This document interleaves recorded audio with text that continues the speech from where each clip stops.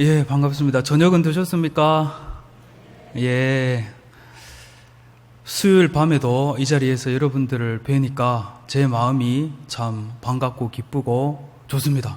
조금 전에 웬딜로 권사님 한 분이 크다란 종이컵에 수박 화채를 가득 담아주시면서 저에게 맛있다고 먹으라고 주셨습니다. 그래서 이렇게 먹고 있는데 한 말씀을 덧붙이시면서 목사님, 오늘 저녁에 설교 짧게 하이소잉. 덥다. 이미 수박은 먹었고, 그래서 오늘 설교가 평소 때보다 한 5분가량 짧아질 수 있으니 양해해 주시기를 바랍니다. 지난주 저는 일주일간의 휴가를 보냈습니다. 일주일 보냈는데 와서 생각해 보니까 7분처럼 느껴졌습니다. 한밤 잤는데 3일이 지나가고 또 두 밤밖에 안 잔 것 같은데 내일 출근해야 되는 날이었습니다. 그래서 오늘 제가 여기 이렇게 서 있는데요. 휴가 기간은 시간이 얼마나 빨리 가는지 휴가 첫째 날 아침에 일어났는데 저희 집 아이들은 자고 있고 저희 집 사람은 식탁에 앉아서 뭘 이렇게 읽고 있고 그래서 저도 식탁에 앉아서 큐티책을 펼쳤습니다. 휴가 첫째 날 아침에 하나님 말씀과 기도로 시작한다. 아, 근사하지 않습니까? 그래서 빌립보서 1장 1절을 읽기 전에 기도했습니다. 하나님, 오늘 이 아침에도 아버지 하나님께서 저에게 하시고자 하는 말씀이 있을 것인데 종이 듣게 하여 주시옵소서.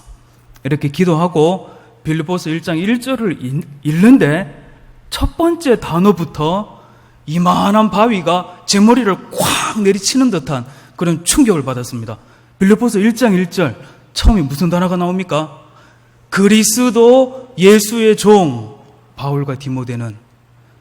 바울이 지금 빌립보 교회에 자기 소개를 합니다.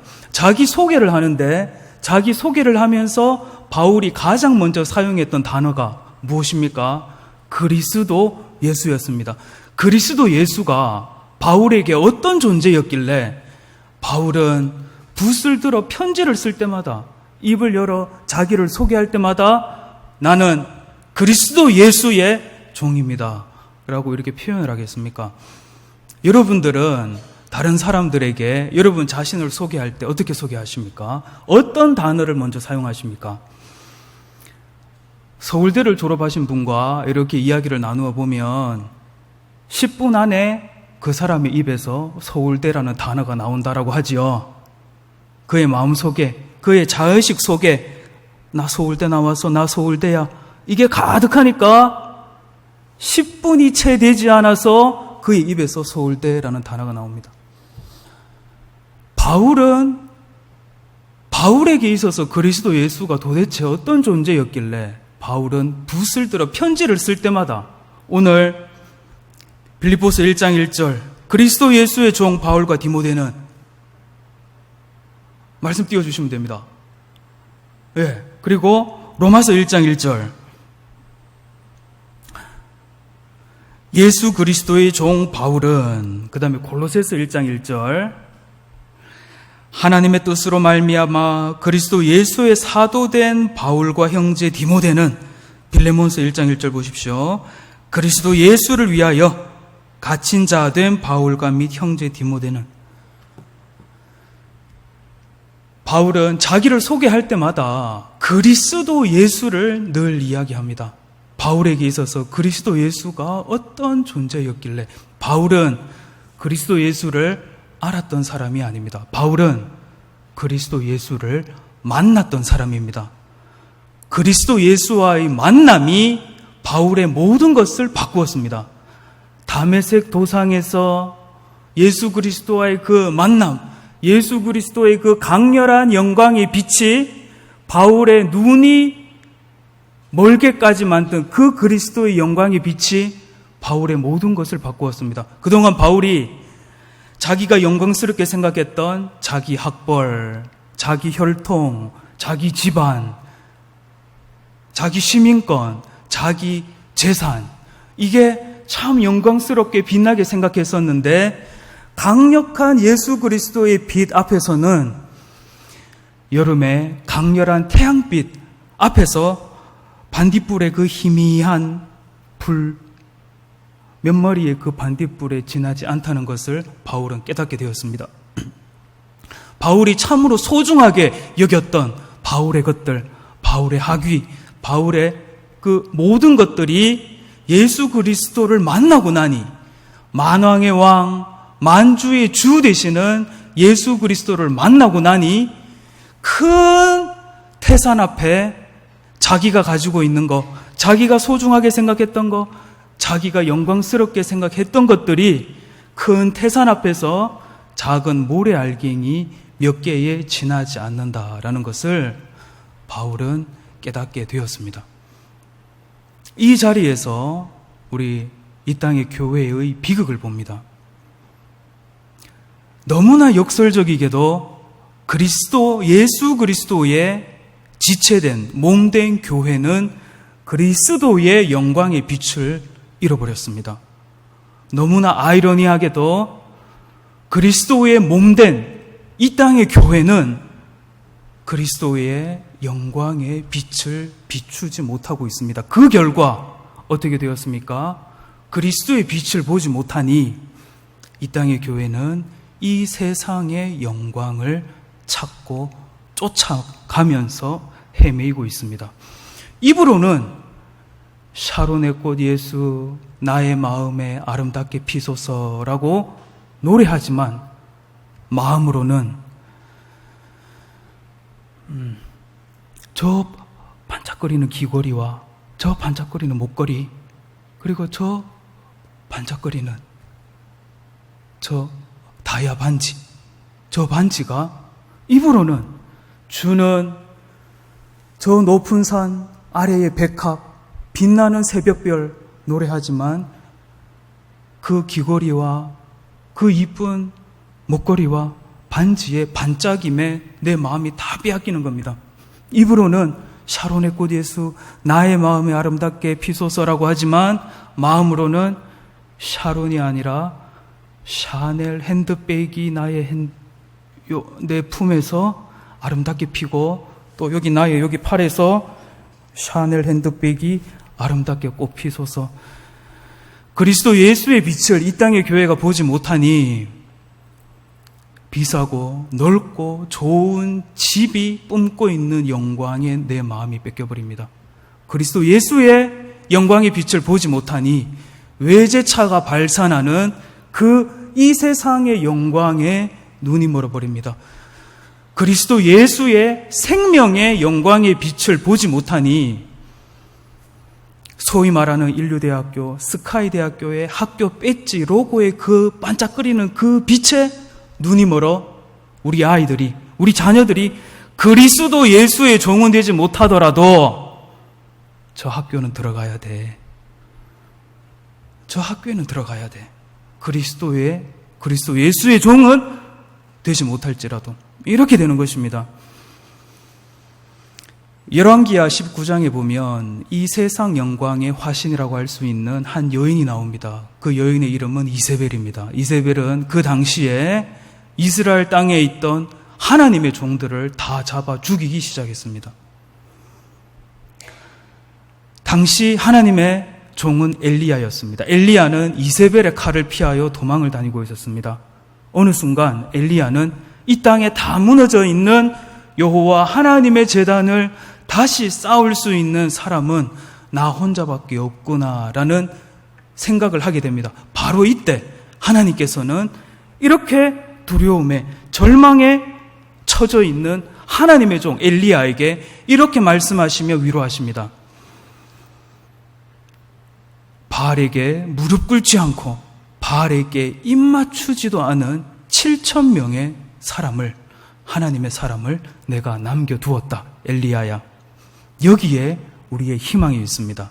저는 우리 살아계신 하나님께서 오늘날에도 이 세상의 영광에 무릎 꿇지 않고 이 세상 영광에 입 맞추지 않은 하나님의 백성들을 남겨두었음을 믿습니다.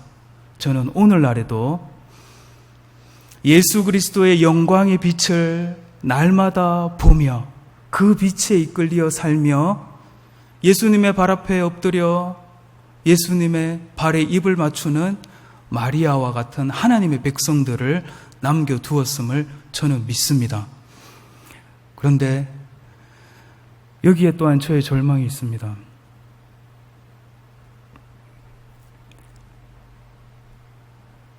우리 한국교회의 절망이 있습니다. 서울대학교를 졸업하고 옥스퍼드, 하버드, 예일대학교에서 박사학위를 받고 수만 명의 성도를 붙들고 수억, 수십억의 연봉을 유지하면서 수억의 자동차를 타고 다니면서 예수 그리스도를 말하고 있는 설교자. 자기 자녀들은 외국에 다 유학을 보내놓고 이 땅의 소망에 대해서 설교하는 설교자들이 저에게는 절망입니다. 그들의 입술로는 예수 그리스도를 전하고 있지만 그들의 존재를 통해서 더 강력한 메시지를 우리들에게 전하고 있는데 예수 그리스도도 필요하지만 이 땅에서 소망에 있는 일을 하려면 최소한 10,000명 성도는 되어야 소망 있는 일을 할 수 있습니다. 이 메시지를 전하고 있습니다. 자녀 교육요, 예수 그리스도도 중요하지만 유학도 좀 보내야 됩니다. 라는 것을 입으로는 말하지 않지만 그들의 존재로 말하고 있습니다. 예수 그리스도의 종이 되는 것도 중요하지만 학위도 중요합니다. 라는 것을 그들의 존재를 통해서 우리들에게 말하고 있습니다. 이 대목에서 저 자신을 향한 절망을 봅니다. 예수 그리스도의 빛을 보지 못하고 이 세상 영광에 눈과 마음이 빼앗겨서 그래 맞아, 돈도 있어야지, 그래 맞아, 교세도 중요해, 최소한 10,000명 교회 성도는 있어야지 소망 있는 일을 할 수 있지, 맞아, 학위가 있어야지. 그러나 제가 이 세상 영광 내놓을 거 하나도 없을지라도 우리 주 예수 그리스도의 그 영광의 빛을 계속해서 보고 있다면 저는 소망의 내일을 생각할 수 있을 것 같습니다. 저희 아이들이 이 세상의 눈으로 볼 때 하나도 내놓을 거 없지만 저희 아이들이, 우리의 아이들이 예수 그리스도의 생명의 빛을, 그 영광의 빛을 보고 있고 예수 그리스도의 종이 되어 예수 그리스도를 따라, 그 생명의 빛을 따라 하루하루 걷고 있다면 저는 소망의 내일을 바라볼 수 있을 것 같습니다. 그렇다면 우리는 어떻게 하면 날마다 끊임없이 지속적으로 예수 그리스도의 영광의 빛을 볼 수 있을까요? 예수님의 말씀에 답이 있습니다. 우리 요한복음 5장 39절 말씀을 보겠습니다.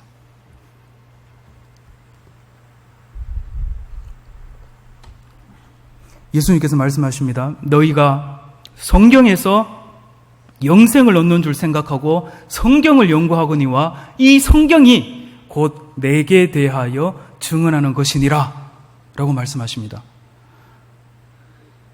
성령의 감동으로 쓰여진 예수 그리스도의 영, 진리의 영으로 기록된 성경이 오늘날 우리에게 예수 그리스도를 증거하고 예수 그리스도의 그 영광의 빛을 우리에게 보여줍니다. 저는 지난 휴가 첫째 날 아침 성경의 66권의 책 중에 50번째 책인 빌립보서 1장 1절을 통하여서 그리스도의 영광을 보았습니다. 그리고 그 영광의 빛을 오늘 여러분에게 조금 나누어 드렸습니다. 간절히 바라기는 여러분들이 아니라 저 자신이 이 세상 영광에 눈물지 않고 이 세상 영광에 마음 빼앗기지 않고 날마다 지속적으로 끊임없이 이 성경을 통하여 우리 주 예수 그리스도의 영광의 빛을 보기를 저 자신이 간절히 소망합니다.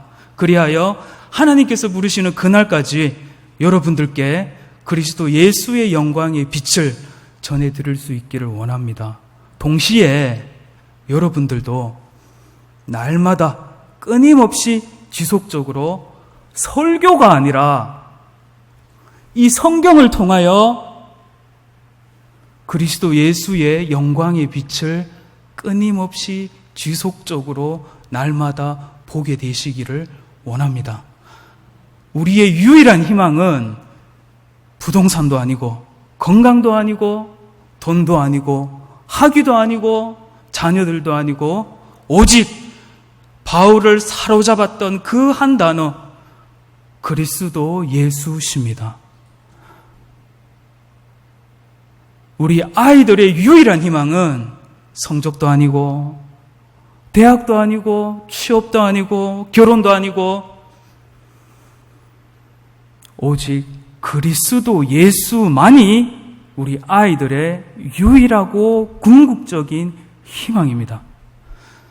일생 여러분들과 저와 우리 자녀, 자손들이 이 성경을 읽을 때마다 진리의 성령, 예수 그리스도의 영이신 그 성령님의 인도하심 가운데 예수님의 그 영광, 바울의 그 모든 것들, 일시에 바울이 눈을 멀게 만들며 바울이 자랑스럽게 생각하고 영광스럽게 생각했던 그 빛들을 일순간에 배설물, 똥으로 만들어버린, 왜요? 예수 그리스도의 그 영광의 빛과 이것과 비교를 해보니 비교할 수 없으니 오히려 예수 그리스도의 영광의 빛이 비춰야 되는데 내가 자랑스럽게 여기고 있는 이것이 앞에 가로막고 있으니까 빛이 비치지 못하는 겁니다. 그래서 바울은 이런 것들을 세 글자로 뭐라고 표현했습니까? 배설물. 한 글자로는 그렇게 표현했지요.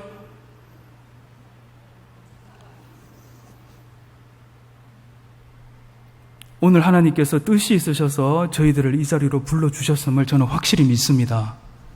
이 성경 읽으실 때마다 우리 하나님께서 바울에게 비추셨던 그 그리스도 예수의 영광을 천국 가는 그날까지 환하게 비춰주실 뿐만 아니라 천국에서는 아주 그냥 더 강하게 비춰주시기를 예수님의 이름으로 축원합니다. 기도하겠습니다. 아버지 하나님, 뜻이 있으셔서 저희들 이 자리로 불러주셨으니 오늘 저희를 향한 하나님의 뜻이 온전히 이루어지게 하시되 하나님, 간구하옵기는 천국으로 부르는 그날까지 그리스도의 생명의 빛으로 저희들을 비추어 주시옵소서. 그리하여 점점 더 어두워져가는 이 세상 속에서 그리스도의 빛을 밝혀 죽어가는 수많은 영혼들이 저희 속에 있는 그리스도의 빛을 보고 주님께로 돌아오며 생명을 얻는 역사가 있게 하여 주시옵소서. 예수님의 이름으로 기도드립니다. 아멘.